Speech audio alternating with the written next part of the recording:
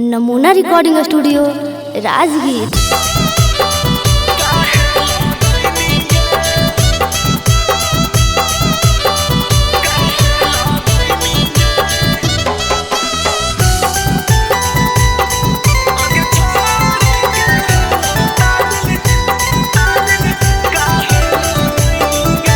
नमूना recording studio Rajgir.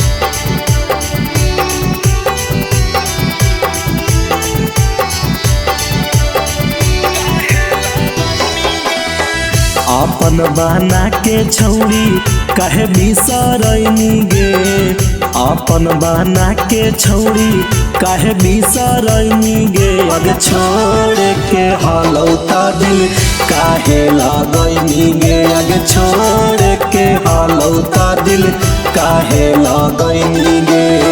तोरा चलते की ना कैलियौ कैसन दिन देखैनी गे, तोरा चलते की ना कैलियौ कैसन दिन देखैनी गे। अग छोड़ के हलौता दिल काहे लगैनी गे, अग छोड़ के हलौता दिल काहे लगैनी गे।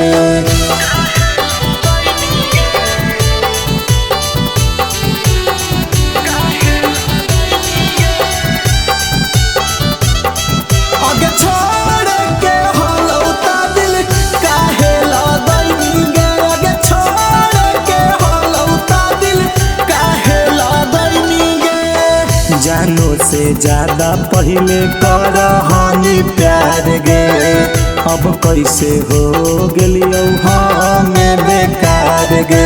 हे गे कैसे हो गेली गे। जानो से ज्यादा पहले करहानी प्यार गे, अब कैसे हो गेलियौ हमें बेकार गे। जिए मरे के साथे कसम खैनी गे, जिए मारे के साथे कसम खैनी गे। अग छोड़ के हलौता दिल काहे लगैनी गे, अग छोड़ के हलौता दिल काहे लगैनी गे।